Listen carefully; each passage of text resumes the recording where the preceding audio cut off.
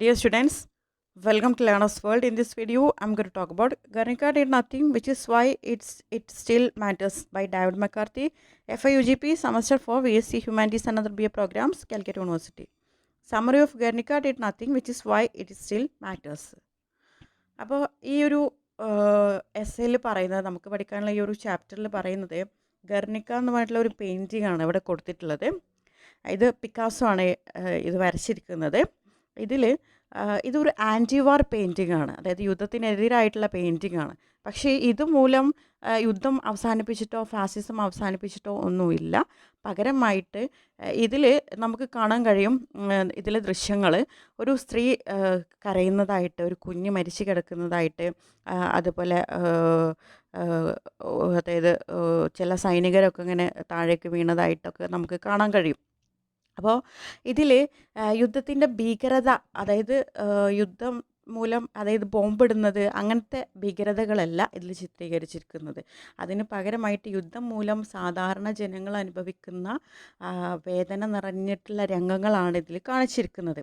ഇത് യുദ്ധത്തിന് അവസാനിപ്പിക്കാൻ കാരണമായിട്ടില്ലെങ്കിലും യുദ്ധം മൂലമുണ്ടാകുന്ന ഈ പ്രയാസങ്ങൾ മനുഷ്യരിലേക്ക് എത്തിക്കാൻ ഇത് സഹായിക്കുന്നു എന്നാണ് പറയുന്നത്.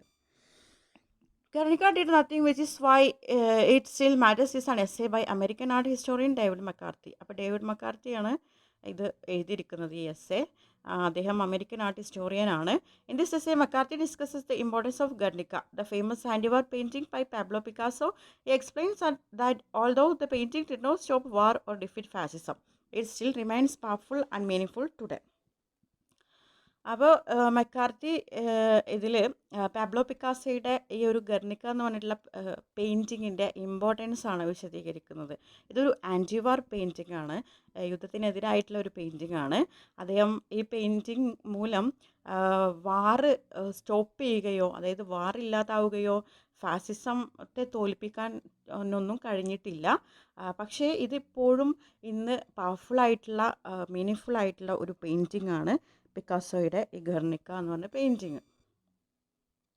The essay begins with the historical background of the bombing of Guernica in 1937 during the Spanish Civil War. German and Italian airplanes attacked the small Basque town. There was no strong military reason for the attack because the town did not have important military factories or army bases. അപ്പോൾ ഈ ഒരു essay തുടങ്ങുന്നത് തന്നെ 1937 നടന്ന ഗർണിക്ക നഗരത്തിലെ ബോംബാക്രമണത്തിൻ്റെ ഒരു ബാക്ക്ഗ്രൗണ്ടിലാണ് ഇത് ആരംഭിക്കുന്നത്. ഈ ആക്രമണം സ്പാനിഷ് സിവിൽ വാർ സമയത്തായിരുന്നു. ജർമ്മൻ ഇറ്റാലിയൻ വിമാനങ്ങൾ ചേർന്ന് ചെറിയ ബാസ്ക് പട്ടണമായിട്ടുള്ള ഗർണിക്കയെ ബോംബ് വെച്ച് ആക്രമിക്കുകയാണ് ചെയ്തത്. ആ നഗരത്തിൽ പ്രധാന സൈനിക കേന്ദ്രങ്ങളോ ആയുധശാലകളോ ഇല്ലായിരുന്നു. അതിനാൽ സൈനിക ആവശ്യകതയില്ലാത്ത ആക്രമണമാണെന്ന് കരുതപ്പെടുന്നുണ്ട്. The bombing mainly served as a test of new blitzkrieg lightning war tactics. Hundreds of innocent civilians were killed and most of the town was destroyed. The event shocked the world and became a symbol of the cruelty of modern warfare. അപ്പോൾ ബ്ലിറ്റ്സ്ക്രീഗ്, വേഗതയേറിയ യുദ്ധരീതി പരീക്ഷിക്കാൻ നടത്തിയിട്ടുള്ള ഒരു ആക്രമണമായിരുന്നു ഇത്. നൂറുകണക്കിന് സാധാരണ ജനങ്ങൾ ഇതിൽ കൊല്ലപ്പെട്ടു. നഗരത്തിൻ്റെ വലിയൊരു ഭാഗം നശിച്ചു. ഈ സംഭവം ലോകത്തെ ഞെട്ടിച്ചു. ആധുനിക യുദ്ധത്തിൻ്റെ ക്രൂരതയുടെ പ്രതീകമായിട്ട് ഇത് മാറി. Deeply moved by this tragedy, Picasso began painting Guernica within a week of the attack. അങ്ങനെയാണ് ഈ ഒരു സംഭവത്തിന് ശേഷമാണ് ഇതിൽ നിന്ന് പ്രചോദനം ഉൾക്കൊണ്ട് പിക്കാസോ ഒരു ആഴ്ചക്കുള്ളിൽ ഗർണിക്ക എന്ന് പറഞ്ഞിട്ടുള്ള പെയിൻറ്റിങ് വരയ്ക്കാൻ തുടങ്ങി. The painting was created for the Spanish Pavilion at the Paris International Exposition in 1937. Its purpose was to gain international support for Spain's Popular Front government. Picasso used only black, white and grey colors, making the painting look like a newspaper photograph. This choice also made it easier to reproduce and spread the image worldwide. അപ്പോൾ ഇത് 1937 Paris അന്താരാഷ്ട്ര പ്രദർശനത്തിലെ Spanish pavilion വേണ്ടിയിട്ടാണ് ചിത്രം വരച്ചത്. സ്പെയിനിലെ ജനാധിപത്യ സർക്കാരിന് ലോകത്തിൻ്റെ പിന്തുണ നേടുക എന്നതായിരുന്നു ലക്ഷ്യം. പിക്കാസോ ബ്ലാക്ക്, വൈറ്റ്, അതുപോലെ ഗ്രേ കളറൊക്കെ ഉപയോഗിച്ചിട്ടാണ് ഇത് വരച്ചിരിക്കുന്നത്. അതായത് ഇങ്ങനെ വരച്ചു കഴിഞ്ഞാൽ ന്യൂസ് പേപ്പർ ഫോട്ടോഗ്രാഫ് പോലെ നമുക്ക് തോന്നുന്നതാണ് പറയുന്നത്. അതുപോലെ ലോകമെമ്പാടും പുനഃപ്രസിദ്ധീകരിക്കാനൊക്കെ എളുപ്പമാകുകയൊക്കെ ചെയ്യുമെന്നാണ് പറയുന്നത്. The painting shows painful and disturbing images: crying women, a dead child, a wounded horse, and a fallen soldier. These figures represent suffering, fear, and destruction. Instead of showing the actual bombing, Picasso expressed the emotional psychological effects of war. The painting captures the horror and chaos experienced by innocent people. അപ്പോൾ ഈ പെയിൻറ്റിങ്ങിൽ കാണാൻ കഴിയുന്നത് വളരെ വേദനാജനകമായിട്ടുള്ള ഒരു സീനാണ്, ഒരു ചിത്രങ്ങളായിരുന്നു. അതിൽ വരുന്നതാണ് കരഞ്ഞുകൊണ്ടിരിക്കുന്ന സ്ത്രീകൾ, മരിച്ച കുഞ്ഞ്, പരിക്കേറ്റ കുതിര, വീണുപോയ സൈനികൻ തുടങ്ങിയിട്ടുള്ള ദുഃഖകരമായിട്ടുള്ള ദൃശ്യങ്ങളൊക്കെ കാണാൻ കഴിയും. അതായത് ഒരു ബോംബിൻ്റെ ആ ഒരു ആക്രമണ രീതി, അതായത് ബോംബിടുക അങ്ങനത്തെ ചിത്രങ്ങളൊന്നും നമുക്കിതിൽ കാണാൻ കഴിയില്ലെങ്കിലും നിരപരാധികളുടെ വേദനയും ഒക്കെ നമുക്കിതിൽ കാണാൻ കഴിയും.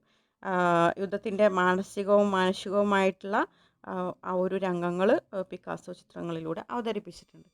McCarthy admits that Guernica did not change the course of history. It did not stop fascism or end the Spanish Civil War. However, he argues that this does not reduce its value. According to him, art does not always create immediate political change. Instead, it shapes imagination, awareness, and moral understanding. മെക്കാർത്തി ഇതിൽ സമ്മതിക്കുന്നുണ്ട്, ഈ ഒരു ചിത്രം മൂലം യുദ്ധം അവസാനിപ്പിച്ചിട്ടില്ല, ഫാസിസത്തെ തോൽപ്പിക്കാനും പറ്റിയിട്ടില്ല, പക്ഷേ ഈ ചിത്രത്തിൻ്റെ മൂല്യം കുറയുന്നില്ല എന്നാണ് പറയുന്നത്. അതായത് കലയുടെ ശക്തി ഒരു രാഷ്ട്രീയ മാറ്റം സൃഷ്ടിക്കുന്നതല്ല, മറിച്ച് മനുഷ്യരുടെ ചിന്തയും മനസാക്ഷിയും ഒക്കെ രൂപപ്പെടുത്തുന്നതാണ്.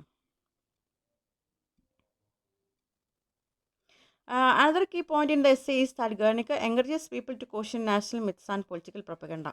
For McCarthy students, the painting reveals the dark side of Western history, including war and colonial violence. It helps viewers think critically instead of blindly accepting official narratives. മറ്റൊരു പ്രധാന ആശയം എന്ന് പറയുന്നത്, ഈ ചിത്രം ദേശീയ പ്രചാരണങ്ങളും കള്ളക്കഥകളൊക്കെ ചോദ്യം ചെയ്യാൻ പ്രേരിപ്പിക്കുന്ന ഒന്നാണ്. മെക്കാർത്തിയുടെ വിദ്യാർത്ഥികൾക്കായിട്ട് ഈ ചിത്രം പാശ്ചാത്യ ചരിത്രത്തിലെ യുദ്ധവും കോളനിവൽക്കരണവും പോലുള്ള ഇരുണ്ട വശങ്ങൾ വെളിപ്പെടുത്തുന്നുണ്ട്. ഇതിലൂടെ ആളുകൾ വിമർശനാത്മകമായി ചിന്തിക്കാൻ പഠിക്കുന്നുണ്ട് എന്നാണ് പറയുന്നത്. Finally, McCarthy describes the painting as a kind of public ballot. By this, he means that art can act as a form of public expression. Similar to voting, it allows individuals to show moral judgment and stand against injustice. അവസാനമായിട്ട് McCarthy ഈ ചിത്രത്തെ ഒരു പൊതു വോട്ടെടുപ്പ് എന്ന് പോലും വിശേഷിപ്പിക്കുന്നുണ്ട്. അതായത് ഒരു ആർട്ട് ഒരു പൊതു പ്രഖ്യാപനമായി പ്രവർത്തിക്കുന്നുണ്ട്, അത് ജനങ്ങളെ സ്വതന്ത്രമായിട്ടുള്ള വിജയത്തിലേക്ക് നയിക്കുന്നുണ്ട് എന്നാണ് പറയുന്നത്. In conclusion, McCarthy argues that although Guernica did not directly stop war, it still matters because it continues to influence how people think about violence, politics, and responsibility. The painting remains powerful because it shapes conscience, encourages independent thought, and reminds us of the human suffering caused by war.